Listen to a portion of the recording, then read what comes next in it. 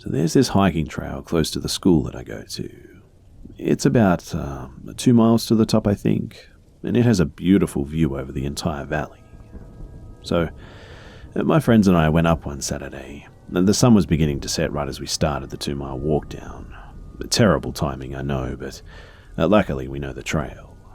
Everything is good, creepy though because it's getting dark and I'm a little bit paranoid about being out here. I'm not really paying attention, but I hear my friend say, "What's up?" I don't have good eyesight, so I looked, but I didn't see anything. "Hey, it's a girl," my guy friend said. I was freaked because, it's 9 o'clock on a hiking trail that not a single other person is on. As we get closer, I see that she's sitting on the ground in what looks like a pile of leaves with her knees to her chest. She's also rocking back and forth in only a pink nightgown. And it's February. My friends and I chalk it up to someone being on a terrible trip in the woods or something. Feeling bad since that actually happened to my friend once, we debated asking if she needed help. That was until my friend saw that she was actually cradling a knife in her lap. And fuck that, I thought. I'm out of here. More freaked out, we pick up our pace but still think the girl could just be tripping. We start joking and saying that it must be a terrible trip in the woods at night to try and calm ourselves down and all that, but then we see a man running frantically up the trail, asking if we've seen his daughter.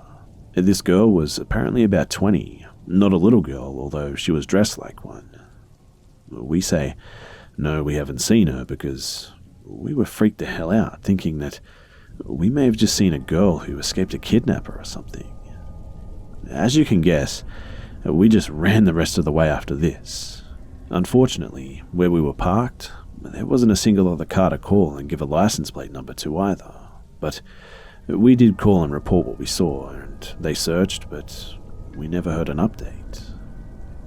To this day, I don't know what was happening in those woods, but I don't know if I ever even want to.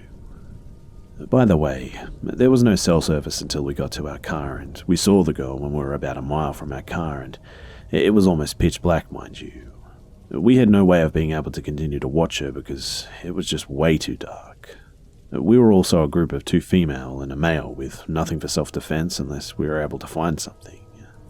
If I'm being honest, it was just a really scary situation, and I was frozen in fear, and we had no way of knowing if someone was using a female to lure us in or what it was. I kind of regret not saying something, but we did as much as we could while trying to keep ourselves safe. Anyway, like I said, I have no idea what was going on out there, but it was weird.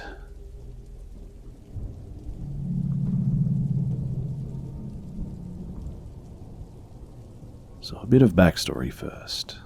So my ex-boyfriend and I, we're still very good friends and occasional friends with benefits. He and I sometimes have threesomes with friends of his. Please don't judge my sex life. And I recently went drinking with my ex Carter and his friend Paul. Recently, as in about 2 days ago. So, Carter and Paul showed up Sunday morning at 7:30 a.m. Cart wanted to drink with me since he's being put on probation soon and won't be able to. So I went with them and got to know Paul a little. He's 22, just broke up with his girlfriend of a year and decided to just avoid relationships entirely. He has a slightly huskier build with an oval face and slightly beady blue eyes. His blonde hair is in a crew cut, and his style of glasses kind of made him resemble the BTK killer. Anyway, Cart and Paul and I did our thing, and then Paul offered to give me a ride back home. Cart had his license taken away and has to go to classes to get it back and all. I didn't want to walk home later, as it was supposed to be a bitching hot day, so I accepted. He drove me home, asking if we could pull over and do it before he dropped me off, but I declined. I really only sleep with his friends because it's something that he enjoys, and I just want to make Cart happy. So he dropped me off and told me that he would hit me up to hang out sometime, but made it very clear that he wasn't looking for a relationship, which I was totally okay with. He added me on Snapchat, but didn't try to talk to me, so I figured he was just another faceless person from mine and Cart's sexual misadventures. But I woke up at 2:30 a.m. today to Paul sitting on my bed. He squeezed my leg, which is what woke me up. And at first, I thought it was my brother JJ because he gets nightmares sometimes and will come into my room. But then, I realized how weird it would be if he grabbed my thigh to wake me up, so I opened my eyes and saw him just staring over me. "Hey, you texted me earlier, so I thought I'd stop by." I definitely hadn't texted him. After he left, I checked my phone too to make sure I hadn't, and I was right. There was no conversation between us at all. But I was very groggy and not really comprehending the situation, so I told him how late it was, turned away from him, and told him to just leave. "Are you sure you don't want me to stay? Are you okay? I came over to hang out." He kept his hand on my thigh the entire time. I was fully awake at this point and had this growing sense of just, this is bad in my stomach.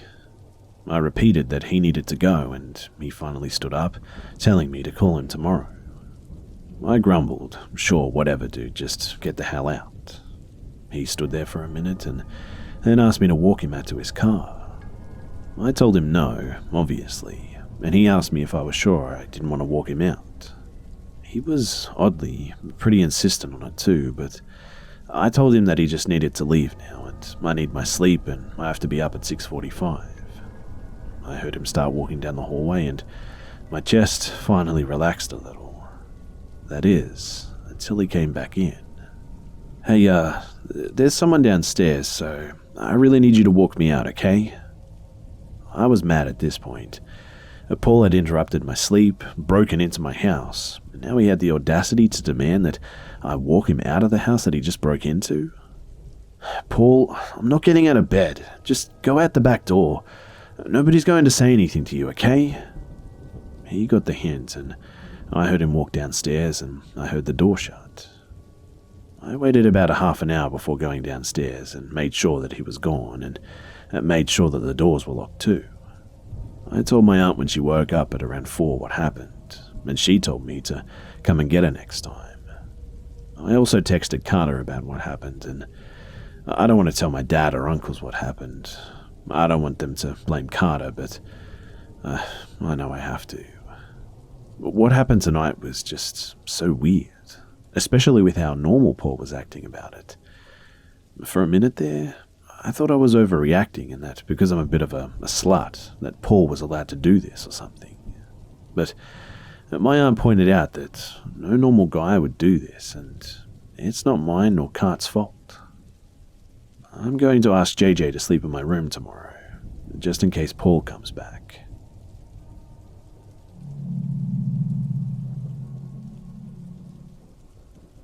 So, today, I was staying in a hotel about 275 miles or so from home. I've been in the city for a couple of days, but we just switched hotels last night due to the fact that the other one was mold-infested and gross. Anyways, we're here to drop my brother off at college, and tonight was his last night with us before we left. We decided to have a silly string fight in the hotel parking lot, run around the outside of the hotel, and just fun, stupid teenager things. Somebody was actually on the top of the stairs that led to the second floor of the motel watching and staring at us, which was no big deal though. I mean, we were being pretty loud and obnoxious after all.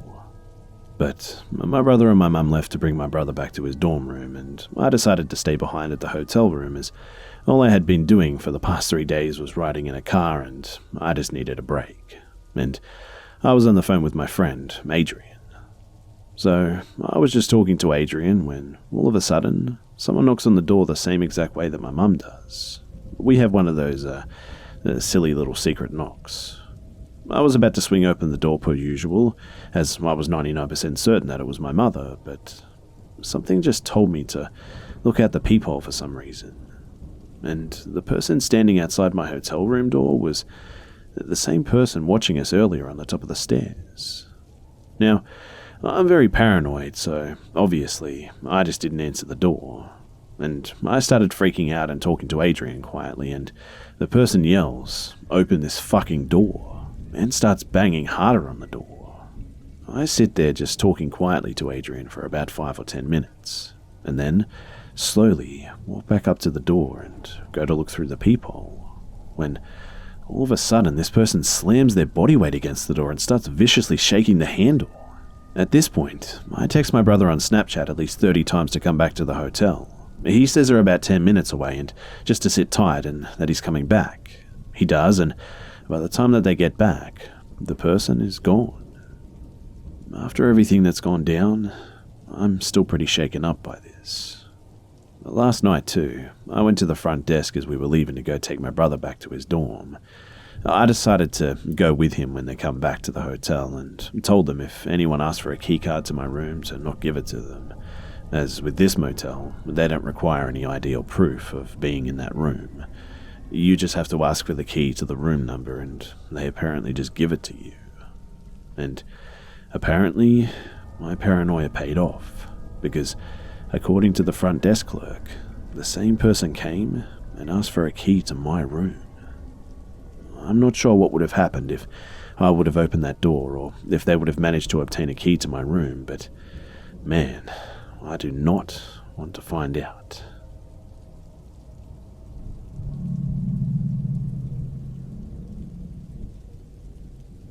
So this event took place about 25 years ago, I'd say. So I apologize in advance if it's not as detailed as you'd like. I want to stay as true to the memory as possible though, and I only want to share what I remember. If there are any questions or comments which trigger more details, I'll gladly flesh it out a bit though. So, I was 7 and my younger sister was 5, and we disembarked the school bus hand in hand, excited about our first week of school, ready to tell Mum all about it. We rounded the corner for home and saw that there was no car in the driveway. Little sister was happily chatting about her teacher, new friends, and the playground, but for some reason, I just felt unsettled. Why was Mum gone? Mum was always waiting for us, usually with chopped fruit or veggies. I mean, she was ahead of the curve on that. But the no junk food rule embarrassed me as a kid, but I'm so grateful for that now. Well, maybe just the car was gone. Silly thought, but not everyone's a genius when they're only 7, right? As we reached the intersection of the porch and driveway, I knew the car was gone because Mum was gone, because the front door was shut. But we weren't latchkey kids, although that was quite normal in our neighborhood, I must admit, but I did have a house key, just in case. I'd always wondered what our parents had meant by giving us this key, but this must have been the case. I released my little sister's hand and knelt down to fish the key out of the bottom of my pouch of my backpack. I was a little nervous, I must admit, but proud, I remember. And when I rose to unlock the door, I froze. Looking down on us from inside the house was a figure dressed head to toe in all black. To my mind now, this camouflage was so complete that there wasn't anything revealed around the eyes to indicate this person's race or anything. I stopped with the key in my hand, and although I had no intention of getting in now, the figure shook its head back and forth as if to say no. I dropped the key and urged my little sister off the porch immediately. I was at a complete loss as to what to do in this situation, so I led my little sister to the side yard where we had a tire swing and a rope swing and told her that we would just wait for Mum. This had not been part of a just-in-case conversation. When I folded myself into the tire swing, in fact, I realized that I had wet my pants. The little sister asked me what was wrong, and lying was never my strong point, so I told her that someone was in the house. She looked puzzled and said to me, "It's just Daddy's friend." I asked her how she knew, and she answered that she just did. I told her that we would wait for Mum anyway, but that was weird. I don't know how long it was that we waited. I was frightened, hungry, and uncomfortable in my wet pants. Whoever was in the house left from the back door because, after some time, my dog darted around the house and happily greeted us. The fence was actually being redone in the back, and everyone who lived in our house knew to put him on a chain rather than just let him run freely and escape through the gaps and all. Upon Sonny's arrival, little sister was ready to go in, and I was not. We argued in the way kids do, exchanging witty insults such as dumb and stupid head, but I was able to win the battle due to the merit of my age. Eventually, Mum finally pulled into the driveway, and Sonny and I beelined straight to her. I'd given in to the tears that I'd been repressing, and the only thing that shocked me out of my hysterics was Mum urging me to come into the house. I managed to finally tell her about the man in black, and little sister chimed in with Daddy's friend, and then Mum ushered all of us back into the car, even Sonny, and drove a few blocks to a friend's house. The police were called, and we were questioned together and separately, and we were left with Mum's friend while she and the officers walked through the house and all. There had been a break-in focused on the basement, Dad's territory, and my parents' bedroom. But strangely enough, if anything was gone, Mum didn't know what it was, and Dad feigned innocence in relation to his friend. Nothing like this ever happened again after this, and when I asked Mum if she remembered it, she told me that the pastor's bed had left there. Honestly, I've never been that scared since, and I hope I never will be again.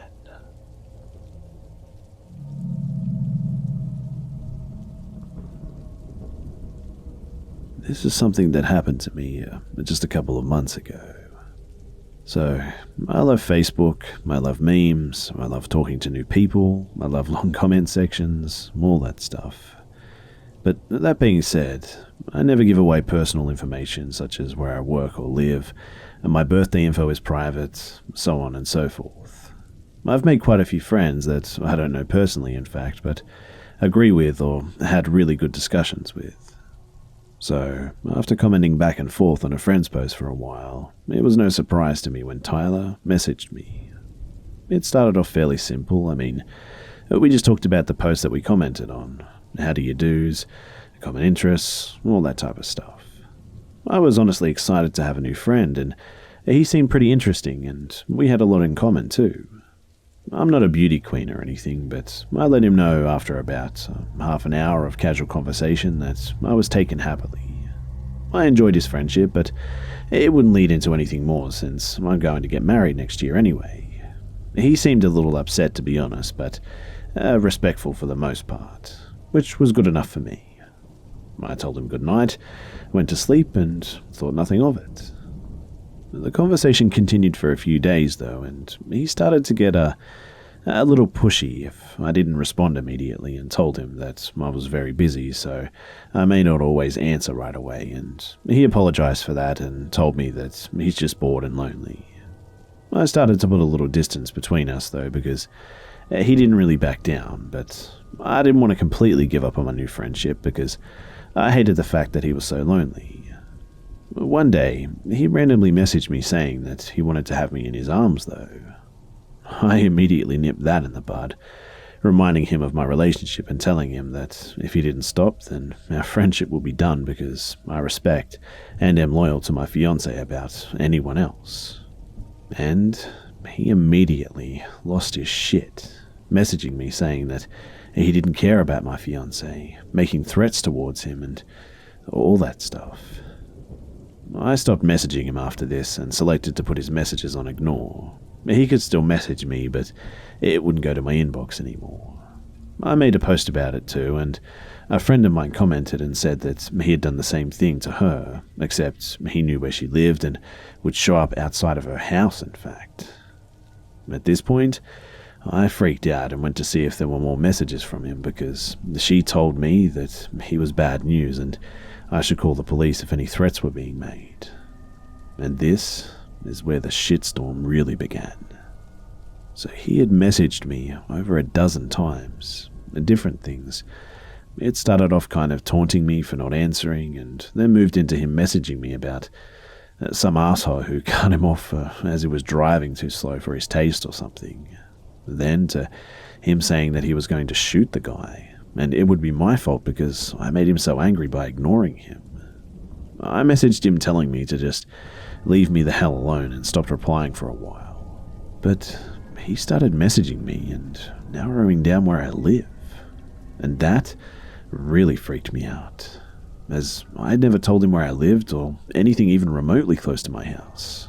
The only thing I'd ever said was I'd talk to him later because I was going to Arby's to get some food and my phone was dying. Yet he somehow knew that I was 7 minutes away from the Arby's by my house, exactly how long it takes to walk there for me, and there are several Arby's in my city. Then he started narrowing down to what street I lived off of, down to knowing a 4-door black sedan was linked to my address, which, mind you, there was, but it wasn't in my name. It was in my sister's name when she registered it as an Uber. And that was enough for me, and I called the non-emergency line. The police refused to do anything, of course, saying until he actually showed up or did something that there was nothing that they could do.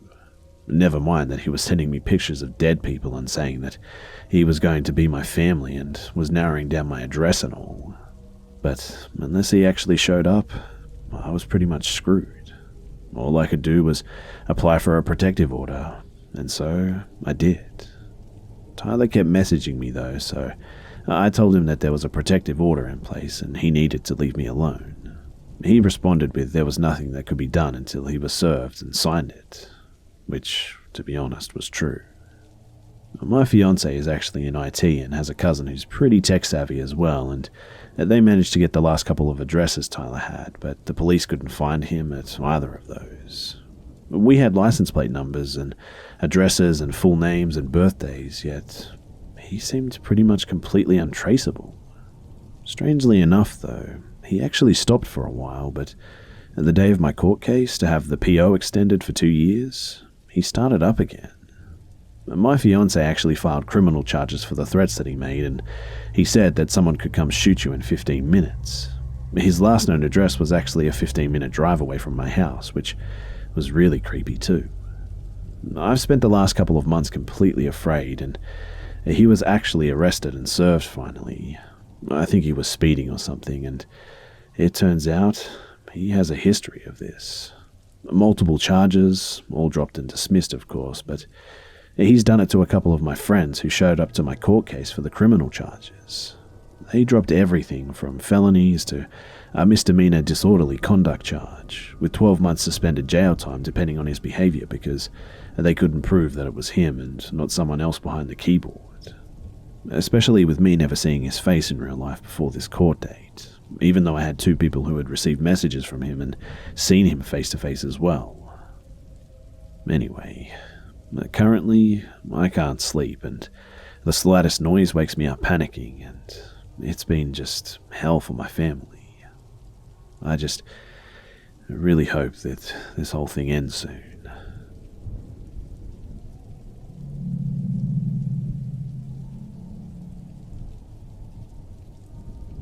When I was little, around 7 I'd say, I lived with my mum and my sister. We have different dads but the same mum. My mother and father had separated a couple of years before and lived apart, and my dad lived about 2 hours away, and I saw him every other weekend. Since the separation, my mum had gone on various dates with different people, but they never really worked out. At this point, I would also like to mention that my mum drank a lot of alcohol. She had a hard life, and alcohol had been a way for her to cope with it, and I've made my peace with it, and she's a lot better today. Anyway, one morning, I remember waking up and going into my mum's room and seeing a strange man in bed with her. Nothing completely unusual, just another date that I'd probably never see again. However, since then the date, John, never really left our lives, and he and my mum just ended up dating. John was actually nice at first and would let me and my sister, who's 6 years older than me, stay at his house when my mum did, and he would give us sweets and all sorts of stuff. However, eventually, and I can't really remember when, John began to become abusive. Honestly, I was so young and it all feels like a blur now, but I can recall bits and pieces of information, and I remember him and my mum getting into arguments, and he would break stuff around the house and at points even hit my mum. Later on, I learned that he did stuff like rip my mum's earrings out and hold a samurai sword to her throat. Every time that they would get into a fight, he would leave at stupid times, like at 3 in the morning, and my mum would leave a bit later to go after him, I assume, which would leave me and my sister, then 13, to look after me and get me ready for school and whatnot. After school, I would walk out to see both John and my mum in the car just waiting for me, and I would always feel dread because he would still be in our lives. Now, you might think that that would be the creepy part to this story, but no. You see, John was in this organization or club for men. I don't want to say the name of it here because of anonymity reasons, but it was all very secretive. He was never allowed to talk about what happened at their meetings to my mum or even to us. Women were not allowed to join either, and the only time women could join events was the annual ladies' event that they often held, which my mum would go to. Around the same time, my nan, who lived very close to us, got into a relationship with a man named Kenny. Kenny was also a part of this organization, and him and John were very friendly with each other.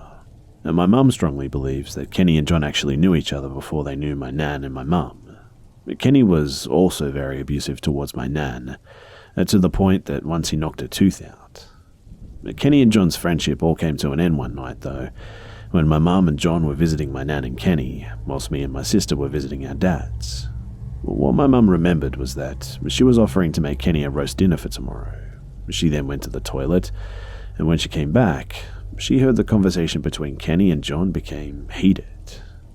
Before she could even turn around to see what was going on, she felt 2 punches to the neck. John pushed her and yelled at her to run, and when she turned around, she saw Kenny stabbing John 8 times. Somehow, they escaped out the front door with my nan, and it was only then that my mum realized that she had been stabbed in the back of the neck twice. Eventually, the police turned up and Kenny was arrested whilst my mum and John were taken to hospital. Luckily, they both survived, and we never did find out the reason why Kenny just suddenly became hostile and stabbed my mum and John, though. But honestly, I wouldn't be surprised if it was something to do with this organization that they shared. We never saw Kenny again after the court case ended, but we believe that he may have got into a psychiatric hospital. Apparently, he pleaded that a mental illness had pushed him to stab them or something. After Kenny was gone, my nan, who actually had schizophrenia, came to stay with us for a while until she felt safe and mentally sound to go back home. I really do think, too, that Kenny really did a number on her, and she was just never quite right after all that.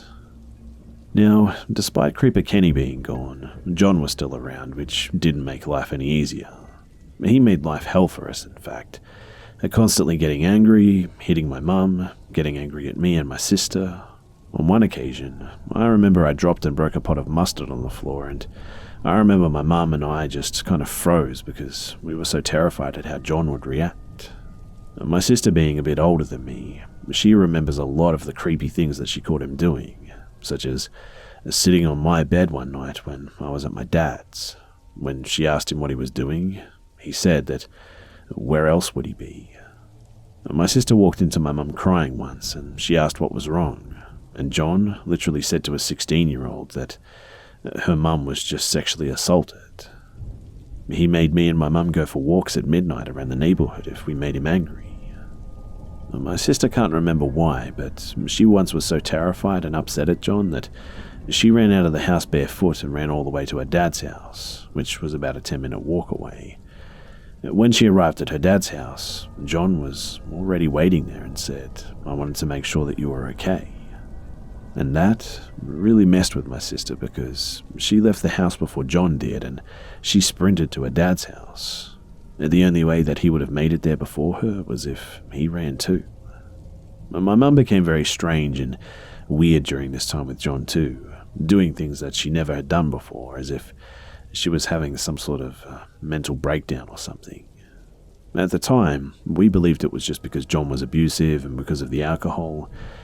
However, in recent years, she's admitted to us that she actually believed that John was drugging her. She even ended up marrying him overnight with only 2 witnesses, both from the secret organization, mind you. She looked drugged up in the wedding photos too, and we only found out that they were married a week later. She never felt right in her time with him too, and she told us that whenever she went to the ladies' nights, she wouldn't remember the night in the slightest. One night, in fact, John made the creepiest comment towards my sister when she was around 13. They were talking about the ladies' night, and he said, "Now that you're old enough, we'll buy you a pretty dress and you can come to the ladies' night with us." My sister told me that when he said that, She felt so uncomfortable and hated the idea of it and just completely refused to go outright. He made the same comment to me when I was 10, saying that when I was a bit older, I could go. I remember being really excited about buying a dress and being able to go to the secret club that my mum often went to. But after learning about how my mum never remembered the ladies' nights, I'm pretty glad that I never got the chance to go. And I was 11 when I woke up to the sound of my mum screaming. John had passed away. He was diabetic, but was terrible at managing his insulin levels, and he just died from too much fluid in his lungs. And that was both the worst and best day of my life. I mean, I would never wish anyone dead, but when John passed away, I must admit that I felt a huge weight lift off of my chest. I know that that's an awful thing for an 11-year-old to feel. I mean, I shiver whenever I think about what our lives might have been like if he was still alive, though, and I wonder if we would have even survived. Anyway, I just want to add one more thing to the story, because on one occasion, John got beat up really badly. So badly that a couple of his ribs broke, and John got the police involved, but the culprit was just never found. A few months ago, my dad and I were talking, and he finally admitted that the person that beat up John was my dad's brother. Apparently, everyone knew, even John, but no one told the police because they all thought that he deserved it.